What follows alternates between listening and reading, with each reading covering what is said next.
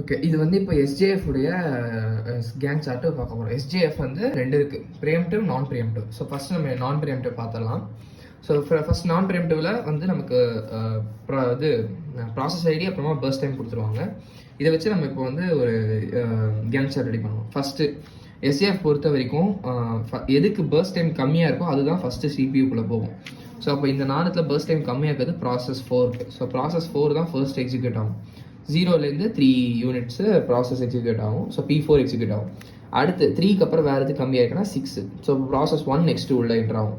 So இப்போ process 1 3rd யூனிட்டில் வருது. ஸோ 6 எடுக்கிறனால 3 + 6 9th யூனிட்டில் ப்ராசஸ் 1 முடியும். இப்போ நெக்ஸ்ட் வந்து எது கம்மியாக இருக்குன்னா 7 கம்மியாக இருக்கும். ஸோ ப்ராசஸ் 3 நெக்ஸ்ட் எக்ஸிக்யூட் ஆகும்.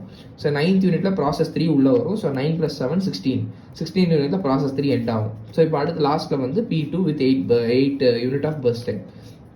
ஸோ 16th யூனிட்டில் P2 உள்ளே என்ட்ரு ஆகும். 16 + 8 24th யூனிட்டில் P2 எக்ஸிட் ஆகும். ஸோ இப்போது வெயிட்டிங் டைம் எப்படின்னா, ஸோ இப்போ P1 வெயிட்டிங் டைம் வந்து இங்கே தான் P1 ஆரம்பிக்குது. ஸோ ஆரம்பிக்கிற வரைக்கும் தான் வெயிட்டிங் டைம் எடுக்கணும்.